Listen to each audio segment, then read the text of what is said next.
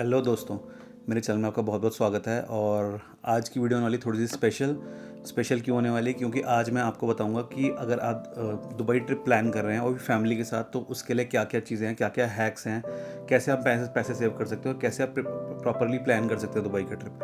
तो ये सिर्फ आपको मतलब ये वाले हैक्स ऐसे हैं जो आपको कोई भी नहीं बताएगा, मतलब जनरली ऐसे हैक्स हैं जो आप देखेंगे ना वीडियो को।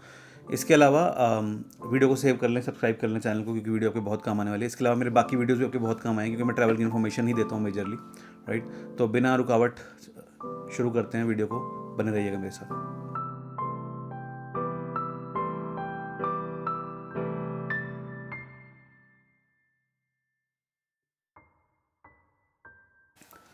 तो सबसे पहले चीज़ जो आप करते हो, सबसे पहला हैक है कि जब भी आप ट्रिप प्लान करते हो, सबसे पहले तो ट्रिप की कॉस्ट कितने की पड़ेगी। तो सबसे पहले आई थिंक आपको उस पर रिसर्च करनी चाहिए कि फ़्लाइट के रेट्स क्या आ रहे हैं। ऑनलाइन आप देखिए, आप स्काई स्कैनर या गूगल फ्लाइट्स पे जाके देख सकते हैं, कंपेयर कर सकते हैं कि रेट्स क्या हैं इस टाइम। वो रेट्स आपको अंदाज़ा देंगे कि आपका फ़्लाइट का खर्चा कितना आएगा। फिर उसके बाद अगर आपको मतलब फ़्लाइट्स महंगी पड़ रही हो, डेट्स को ट्विक करके देखिए। मतलब जनरली आप फ्राइडे को जाएंगे और संडे को आएंगे तो हमेशा फ़्लाइट महंगी पड़ेगी। बट अगर आप संडे को जा रहे हैं या मंडे जा रहे हैं, ट्यूसडे जा रहे हैं, जनरली इन दिनों पे फ़्लाइट सस्ती पड़ती है। और वापस आना जो है अपना सैटरडे को रखो या मंडे को रखो, तो फ़्लाइट हमेशा सस्ती पड़ती है। ये बहुत जनरिक से हैक हैं जो आपको हमेशा हेल्प करेंगे। इसके अलावा एक रफ़ आइटनरी, एक रफ़ स्ट्रक्चर बना लो कि आपको कहाँ कहाँ जाना है और क्या क्या घूमने लायक जगह है वहाँ पे। तो इससे आपको पता लग जाएगा आपको यहाँ घूमना है तो किस लोकेशन में होटल लेना है जो कि नियरेस्ट पड़े उन एक्टिविटीज़ से। तो वहाँ से आपको पता लग जाएगा कि आपका होटल कितने का पड़ रहा है। तो आप एक rough estimate, rough itinerary rough लगा सकते हो कि आपको ऑल ओवर ट्रिप कितने का पड़ने वाला है, इंक्लूडिंग वीज़ा। क्योंकि वीज़ा जो है जनरली हर जगह का वीज़ा ऑन अराइवल नहीं मिलता है, कई कई जगह आपको वीज़ा अप्लाई करना पड़ता है। तो आप देखें कि बच्चों का अपना वीज़ा कितना आ रहा है, और उस हिसाब से आप एस्टिमेट लगा सकते हैं कि रफ़ एस्टिमेट लग जाता है कि अगर आपका ट्रिप जो है वो, मान लो आपका बजट 1 लाख रुपये है, 1.5 लाख रुपये, तो आप उसमें आप पूरी फैमिली के साथ एक ट्रिप कर सकते हैं। अदरवाइज़ आपको बजट बढ़ाना है तो फिर आपको अंदाज़ा लग जाएगा कि आपका ट्रिप ऊपर जा रहा है। और भी जब ये सब चीज़ें हो जाएं और मान लो आपका मूड बन गया कि अब आपको जाना ही है, तो उसके बाद आप अपना वीज़ा अप्लाई कर सकते हैं। और देर आर टू वेज़ कि आप या तो अपनी टिकट बुक कर लें फ़्लाइट की और होटल बुक कर लें, उसके बाद कराएं। बट उसमें क्या होता है कि देयर इज़ अ चांस कि रिजेक्ट भी हो जाए। तो आप मॉक टिकट्स और मॉक होटल बुकिंग लगा के आप अप्लाई कर सकते हैं। ठीक है, लोग एजेंट्स के थ्रू करते हैं, बट मैंने मेक माई ट्रिप के थ्रू कराया। उसका पूरा डिटेल्ड वीडियो मैंने डिस्क्रिप्शन में डाला हुआ है, वो आप वहाँ से जाके देख सकते हैं। मुश्किल से 5 से 7 मिनट लगते हैं और आई थिंक 2 दिन में वीज़ा आपके घर आया था। तो आई थिंक बहुत ही ईजी प्रोसेस है, बट वीज़ा शॉर्ट होना चाहिए, उसके बाद ही सब चीज़ें कन्फर्म्ड होती हैं मेरे हिसाब से। बट अगर आपको लगता है कि वीज़ा लग जाएगा, तो आप पहले फ़्लाइट और होटल बुक करा सकते हैं, उसके बाद अप्लाई कर सकते हैं easily.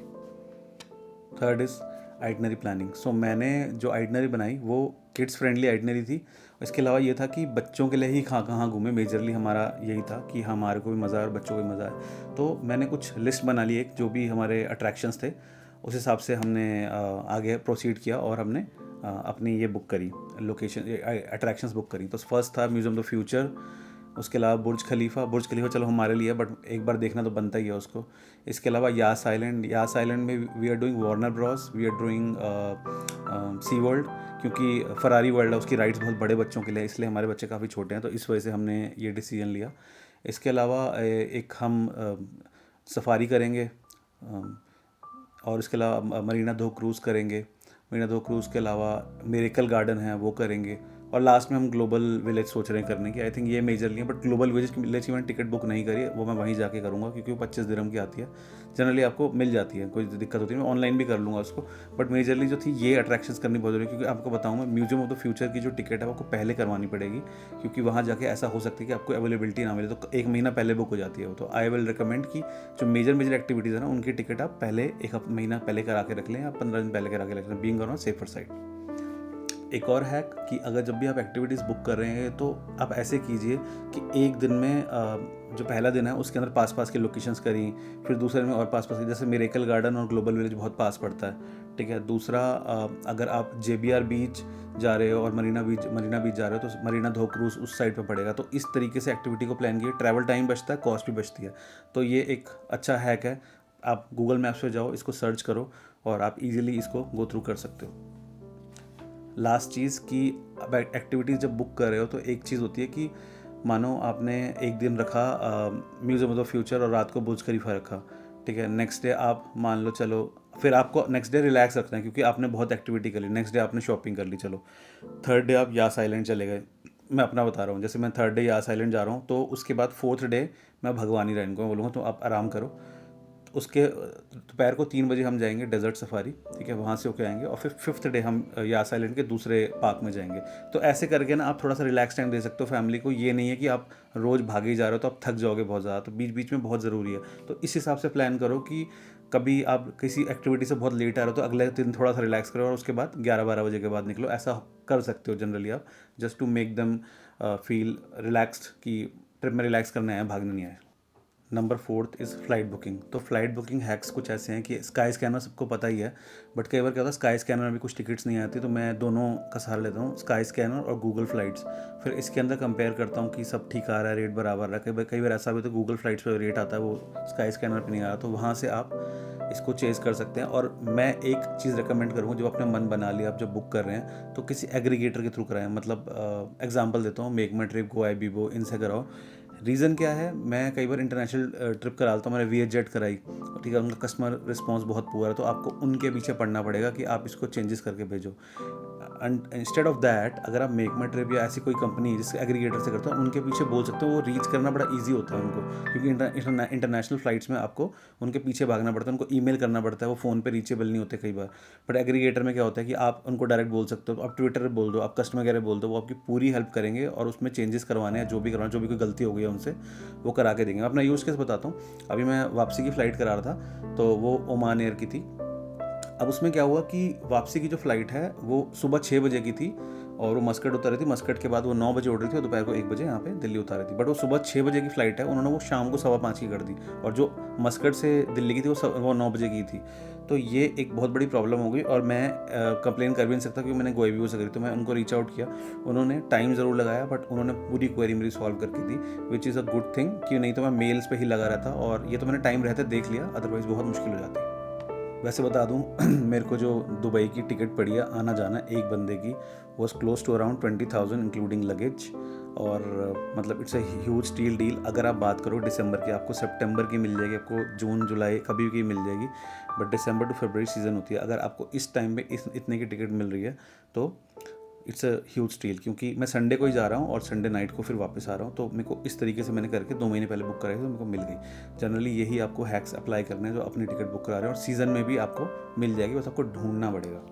Hack number 5, hotel booking. तो होटल बुकिंग हैक कुछ ऐसे हैं कि जनरली मैं कई बार गया हूँ अपनी वाइफ के साथ, तो कई बार उनका फीडबैक होता है कि बहुत चलना पड़ जाता है होटल से लेके मेट्रो स्टेशन तक।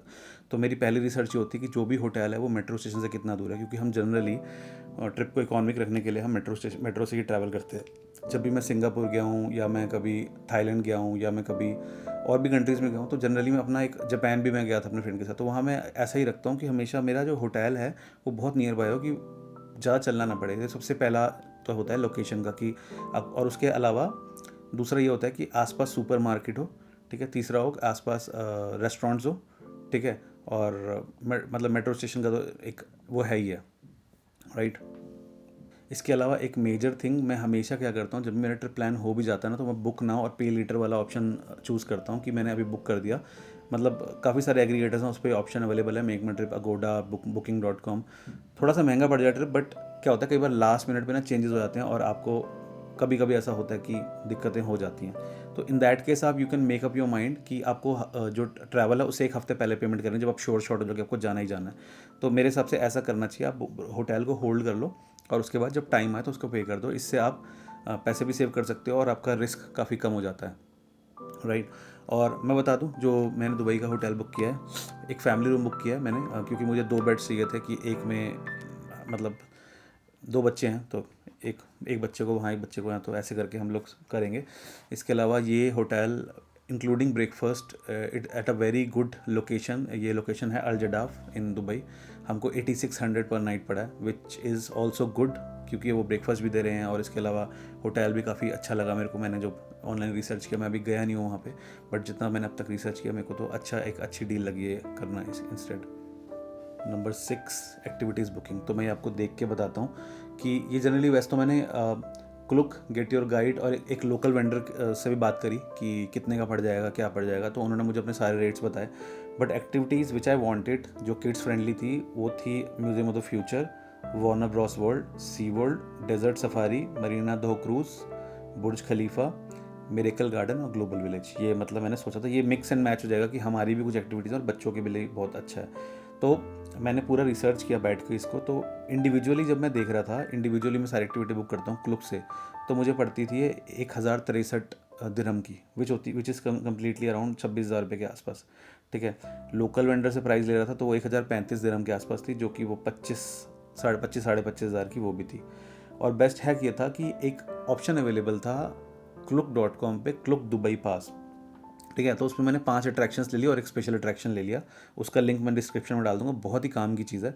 तो मुझे मिला करीब 920 दिरहम का, जो कि होती है 22,800। मतलब बेस्ट डील थी कि 3 लोगों का, मतलब मेरा जो बेटा है वो तो काफ़ी छोटा है, तो हमने 3 लोग जो 8 साल से ऊपर, जो मतलब 4 या 5 साल से ऊपर वो अडल्ट ही मानते हैं, नहीं 7 साल से ऊपर अडल्ट मानते हैं वो लोग। तो नहीं, आई थिंक 4 साल से ऊपर ही, तो वो पूरी अडल्ट की टिकट लगती है। तो 3 हमने ली, मतलब 23,000 रुपये की पड़ी वो, 22,800 रुपये के आसपास। और it was good. Global village जैसे मैंने आपको बताया मैं अलग से लूँगा। ठीक है, और हैक्स यही है कि म्यूजियम ऑफ द फ्यूचर थोड़ा सा पहले करना पड़ता है, मैंने आपको बताया आपको। या साइलेंट बैक टू बैक मत रखना, किड्स गेट टायर्ड। एक दिन छोड़ के चले जाना, क्योंकि वो पास 6 दिन तक वैलिड होता है करने के बाद। और पहले अवेलेबिलिटी चेक करना क्लुक पास में जाके कि वो पार्क आपको मिल रहा है अवेलेबल कि नहीं, जहाँ भी आपको जाना है उसके बाद ही बुक करना। क्योंकि आप जाओगे ना, उसके बाद ऑप्शन होता है, वहाँ पे आप जाके चेक कर सकते हो कि मेरे को जिस दिन का बुक कर रहे हो इस दिन ये डेट्स अवेलेबल है म्यूजियम ऑफ द फ्यूचर की, तो ही आप बुक करना, तो it will be good for you. Number 7, currency tips. तो जनरली मैं यही करता हूँ हमेशा, और इस बार भी यही कर रहा हूँ, थोड़ा कैश और थोड़ा कार्ड में लेके जा रहा हूँ। तो कैश का ऐसा है, जनरली जैसे भी कोई भी चीज़, जैसे मान लो आप इलेक्ट्रॉनिक्स या कोई गुड्स बाय कर रहे हो, वहाँ पे मान लो अपने आईफोन खरीदना है, लैपटॉप खरीदना है या वॉच खरीदनी है, तो वो आप कैश में ही बाय करो। अदरवाइज़ 4% फ़ी लग जाती है उसके ऊपर, और आपका मार्कअप क्या है, आपका फॉरेक्स कार्ड क्या है, बाकी उस पर डिपेंड करता है, तो स्लाइटली महंगी पड़ती हैं चीज़ें। तो मैं बोलूँगा कि अगर आपको जैसे आईफोन लाना है, कुछ लाना है, तो उसके लिए जो भी आप पहले कैश निकाल लो। ठीक है, थोड़ा सा एक्स्ट्रा कैश और निकाल लेना। अदरवाइज़ आपके पास फॉरेक्स कार्ड है तो वहाँ से जाके विड्रॉ भी कर सकते हो, बट उस पर भी चार्ज लगता है। तो बेस्ट ऑप्शन इज़ कि कार्ड कैश यहाँ से लेके जाओ। ठीक है, इसके अलावा मिक्स एंड मैच कर लो। जो भी आप रेस्टोरेंट में खर्च करते हो ना, रेस्टोरेंट में खर्च कर रहे हो, सुपर मार्ट्स में खर्च कर रहे हो, उसको आप कार्ड से पे कर दो कि वहाँ पे आपका मार्कअप बचेगा। तो I think in that way this is the cost effective option you can choose. ठीक है, बिटवीन कैश एंड कार्ड, क्योंकि जो भी आप गुड्स खरीदना है वो कैश से खरीदो, जो भी खाना पीना है वो कार्ड से करो। I think the best option is that only. Number 8 is transport. तो ट्रांसपोर्ट मैं जनरली हमेशा लोकल ट्रांसपोर्ट ही में ही बिलीव करता हूँ, क्योंकि इससे आपका ट्रिप भी बहुत इजी पड़ता है और आपको एक्सप्लोर करने का मौका बहुत अच्छा मिलता है। अदरवाइज़ कैब में बार बार आप जो लगता है बंद डिब्बे में बंद हो गए बार बार। तो मेट्रो से व्यूज़ काफ़ी अच्छे आते हैं, एलिवेटेड व्यूज़ आते हैं, वो तो एक है ही है। और इसके अलावा ट्रिप का जो वो है मेरा मोटिव होता है कि मैं वीडियो बनाऊँ और बताऊँ डाल सबको कि how can cost effective this can be. तो हम मेट्रो से ट्रैवल करने वाले हैं दुबई में, उसके लिए नॉल कार्ड बनवाऊंगा वहाँ पे जाके, जो कि मैंने पढ़ चुका हूँ पूरा। बट मेरे को कॉस्ट, जो आज की कॉस्ट है, मैं आपको नहीं बताता हूँ, वो डिटेल्स आपको जाके ही बताऊँगा। बट जनरली जब मैं एयरपोर्ट पहुँचूंगा तो वहाँ से मैं ऊबर करने वाला हूँ या करीम ऐप के थ्रू ही मैं आने वाला हूँ। हाउ एवर हमारे होटल के पास जो होटल मैंने बुक कराया है, एयरपोर्ट शटल भी है, बट उसकी इन्फॉर्मेशन मुझे मिली नहीं है। मैंने अभी अपने एग्रीगेटर को बोल दिया भाई बता दो अगर है, क्योंकि होटल वाले ने रिप्लाई नहीं किया, काफ़ी दिन हो गए थे। तो जैसे ही उनका रिप्लाई आता तो पता लग जाएगा कि एयरपोर्ट शटल है या नहीं है। Otherwise I will be booking Uber. मेरे एयरपोर्ट से करीब 6-7 किलोमीटर दूरी पे है एयरपोर्ट। मैं इस हिसाब से कर रहा था कि वो वाली कॉस्ट भी बच जाएगी, कि आपको ज़्यादा वो नहीं करना पड़ेगा। तो ये है बेसिकली। तो नॉल कार्ड का यूज़ करना, मेट्रो में घूमना, इसके अलावा मिक्स एंड मैच करना। मान लो कभी बहुत थक गए किस दिन, तो टैक्सी कर लेना। तो Uber is convenient option, Careem app भी आप ट्राई कर सकते हो। Number 9, travel insurance. तो ट्रैवल इंश्योरेंस मस्ट है, कुछ ज़्यादा नहीं लगते। अगर मान लो पूरी फैमिली के साथ भी ट्रैवल कर रहे हो, किसी एग्रीगेटर के पास जाते हो, 1000-1500 में आपका बन जाता है बेसिकली ट्रैवल इंश्योरेंस। तो मैं बोलूँगा बच्चों के साथ ट्रैवल कर रहे हो तो नॉन नेगोशिएबल है, लेके ही जाना। इसके अलावा भी ट्रैवल इंश्योरेंस हमेशा लेके जाया करो, विच इज़ अ मस्ट। कभी कोई मिस हैपनिंग हो जाए, भगवान ना करे, सब सही रहे, आपका ट्रिप बहुत अच्छा रहे, बट हमेशा डोंट टेक अ चांस, हमेशा लेके जाइए। तो आई थिंक केयर या ICICI लोम्बार्ड, इनके सब चीपेस्ट में आ जाते हैं। आप जाके कई वेबसाइट से जाके चेक कर सकते हैं वहाँ से, तो वो एक मस्ट है। Number 10, SIM card hack. तो सिम कार्ड मैं तो बोलूँगा आप हमेशा सिम ही करो, फिजिकल सिम लेने की ज़रूरत नहीं है ना, एयरपोर्ट में वहाँ पे जाके लाइनों में लगने की ज़रूरत है। एक सिम किसी भी वेबसाइट से, क्लुक से या अगोडा से, कहीं से भी बुक हो जाती है, वो लेके जाओ। 2 GB data I think per day 2 GB data 6 या 7 दिन के लिए आराम से 900 रुपये में आ जाता है यहाँ पे दुबई में। इससे अलावा मैंने थाईलैंड में भी, मैंने पिछले वीडियो बनाई थी थाईलैंड में भी और हांगकॉन्ग में भी 400 500 रुपये में सिम बाई करी हैं डेली 2 GB 1.5 GB डेटा की।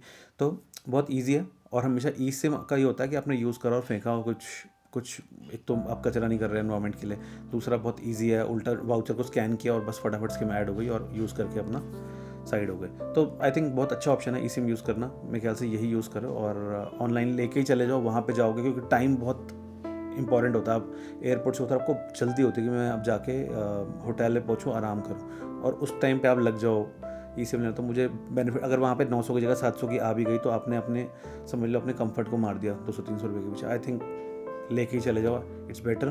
फैमिली के साथ जा रहे हो तो वैसे भी रिस्क नहीं लेना चाहिए। नंबर 11 किड्स एसेंशियल्स बेसिकली तो मैं देख के बताता हूँ, एक्चुअली मैंने अभी लिखा है जो मुझे याद आया कि आई थिंक बहुत इंपॉर्टेंट है। मेरी फ्रेंड से बात हुई अभी तो उसने बोला कि यार वहाँ पे AC काफ़ी तेज़ चलते हैं मॉल्स में और हर जगह पे, तो जनरली बंदे को लगता है कि दुबई में तो गर्मी हो गई तो जैकेट ही क्यों लेके जाए, तो एक लाइट जैकेट बच्चों के लिए रख लेना, क्योंकि अगर कहीं मान लो बहुत तेज़ी से चल रहा है तो उसको अपने फटाफट पहनवा दी वहाँ पे, तो उसे कोल्ड या फीवर वाली चीज़ ना है, क्योंकि बहुत इंपॉर्टेंट ट्रिप, तो बहुत ध्यान रखना पड़ता है इन चीज़ों के लिए।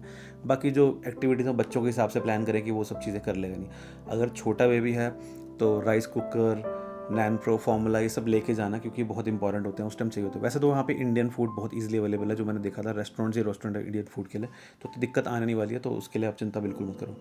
एक और चीज़, कभी भी जाओ बच्चों की मेडिसिन, अपनी मेडिसिन लेके जाना, क्योंकि आपको नहीं पता जो मेडिसिन आप ढूंढ रहे हो वहाँ पे मिलेगी या नहीं, तो मेडिसिन आर मस्ट, वो भी ज़रूर कैरी करना बेसिकली। तो ये कुछ हैक्स हैं जो किड्स के लिए एसेंशियल्स हैं, आपके लिए एसेंशियल्स हैं, जो कि लेके जाना चाहिए। अपनी भी लाइट जैकेट रख लेना, यू नेवर नो, आपको ठंड लग रही है तो आप हाफ या कुछ पहन सकते हो वहाँ पे जब AC बहुत तेज़ हो तो। Number 12 print out. So print outs का मैं ये बोलूँगा यार, ओल्ड स्कूल है क्या वैसे तो, कि आपको ये कहते हैं कि सब डिजिटल हो गया तो लेके नहीं जाना चाहिए, बट यू नेवर नो, कभी भी ऐसा होता है जनरली कि आपने फ़ोटोज़ खींच ली, आप जा रहे हो किसी पार्क में, अम्यूज़मेंट पार्क में, या मान लो आपका प्लान देर का है, आपका फ़ोन बंद हो गया, तो हमेशा प्रिंट आउट्स अपने पास रखें, तो वो 1 मिनट में स्कैन करके उसको कर देगा। रीज़न बीइंग, ये मेरे साथ हो चुका है, ट्राइड एंड टेस्टेड है। मैं सिंगापुर था, मैं ज़ू पहुंचा, मेरी ऑनलाइन टिकट थी और मेरे दोनों फ़ोन बंद थे, तो फिर मैंने देखा कि मैं आज पेपर्स लाया हूँ कि नहीं, बस वो पेपर कहीं से निकल आया, वो डॉक्यूमेंट्स निकल आया और मैं स्कैन करके हम अंदर चले गए। तो बहुत इंपॉर्टेंट है, कभी भी ऐसा हो सकता है कि आपका फ़ोन बंद हो गया, तो ये ओल्ड स्कूल हैक हमेशा काम आता है कि प्रिंट आउट लेके ही जाओ सेफर साइड पे, आपको नहीं पता। वैसे भी इमिग्रेशन पे वो ज़्यादातर कई बार डॉक्यूमेंट्स ही मांग लेते हैं आपसे, डिटेल मांगते नहीं आज तक इंडिया में, तो ये नेवर नो, लेके ही जाना बेसिकली। सो आपने ये सब कर लिया तो आई थिंक फाइनल चेकलिस्ट आप देख लो एक बार कि ऑफलाइन कन्फर्मेशन सारी आपकी हो गई हैं, फ्लाइट सब बुक हो गई हैं, होटल बुक हो गया, प्रिंट आउट रेडी हो गया है, eSIM एक्टिवेट वहाँ जाके करना है, यहाँ पे नहीं, इंश्योरेंस रेडी हो गया है, इसके अलावा आपका कैमराज रेडी है, आपके गियर्स रेडी हैं, आपने सब कुछ, मेमोरी कार्ड वगैरह सब कुछ कर लिया है, बच्चों की दवाई, बच्चों की जैकेट ये सब रख ली हैं, तो I think you are all set to go to Dubai. I think इसके अलावा और प्रेप नहीं हो सकती। छोटा बच्चा है तो, थोड़ा बड़ा भी है तो प्रैम लेके जाएँ, चलना बहुत पड़ता है कि हो सकता है कि वो प्रैम में बैठ जाए तो उसको थोड़ा आराम मिल जाए, क्योंकि आप तो चल लोगे, 2-3 साल का बच्चा भी इतना नहीं चल पाता, जब वो 5-6 साल के ऊपर हो जाता तो वो चलता है, तो आई थिंक ये भी बहुत ज़रूरी है। और उसके बाद बस रिलैक्स हो जाओ और you are going to Dubai या, और बाकी ये सारे मेजर हैक्स हैं दोस्तों जो मैंने बता दिया आपको, और मुझे तो कुछ दिख नहीं रहा है, मेजरली चीज़ें मैंने सारी कवर कर ली हैं, और आई होप ये वीडियो आपके लिए हेल्पफुल रहा हो। वीडियो में कुछ भी अच्छा लगा हो दोस्तों तो लाइक, सब्सक्राइब, शेयर करना बिल्कुल ना भूलिएगा। आज आपका दिन शुभ हो दोस्तों।